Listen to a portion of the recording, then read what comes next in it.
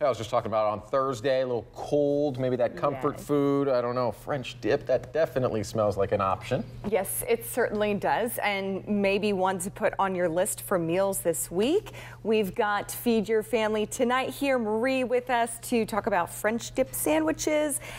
Shane thought that you were saying friendship sandwiches, but you can certainly have them with your friends too.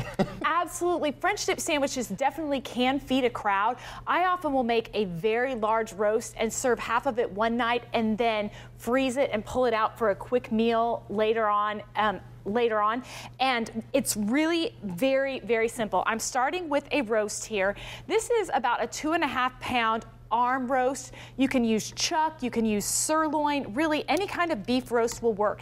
The key is you want to use 1 teaspoon of coarse salt per pound. So look at how many pounds that roast is, and if you're using table salt, you want to use a little bit less because again, it is denser, and so you'll get too much salt if you use that much of a table salt.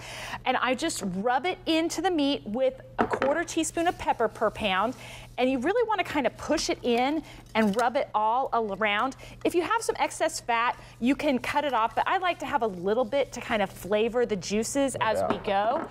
I like how you just do salt and pepper, and there's a rib or a roast seasoning for everything, it seems like these days, but salt and pepper, you can't go wrong. Salt and pepper, you can't go wrong. And then we're going to put it here in the Dutch oven and we're going to sear it. And you want that Dutch oven really hot. I've already preheated it here. And it's going to take about 5 to 7 minutes per side, and just let it get brown as you go.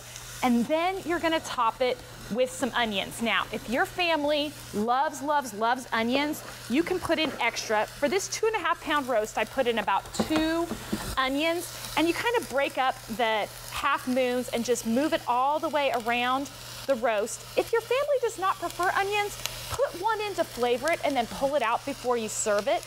Oh, that's easy. Yes, and then with the French dip, you're gonna add 3 cups of water, and this is gonna bubble up. And if you have it screaming hot, it might steam a little bit, so be careful so you don't burn your arm. So I'm only speaking from experience. Okay, good call. So that's after browning both sides, then throw the water in there, got your onion.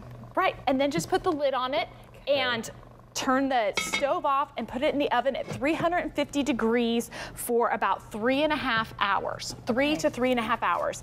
And then you want to serve this with a really hearty bread. I used a baguette because you don't want a bread that's going to get too soggy, because what French dip is the roast beef with the onions, and then you dip it in the juice that it's been cooking in, and it's salty and savory, and it has that onion flavor. And so you want to make sure that you have a really hearty bread. And the bread just soaks it up as you dig into it. So good. And like you said, you've got all the flavors there. You've got the onions, but if your family isn't into the onions, you can take them out. But they're so good for the flavoring, and the fat, you said, too good for that flavor as well. And as I get ready to try it, and Krista tries it too, I noticed you didn't use beef broth in there. Is that going to make it too salty, or is that just fine? You could use beef broth, but you do really want to watch the salt, because again, that amount of salt on that roast is a lot of salt, and it's going to be salty, and you want it salty but not too salty, so it's kind of a balance. I've even used chicken broth in the past. Sometimes that works, but make sure you get a reduced sodium version or a homemade one that doesn't have a lot of salt. So that's a little bit about that. I have something else exciting I want to talk about today, which is the Feed Your Family Tonight Holiday Planning Guide. You know, weather's changing. All the Halloween decorations are put away, and we're kind of moving towards Christmas and Thanksgiving. And this guide is 30 pages of ebook that you can get at feedyourfamilytonight.com/shop.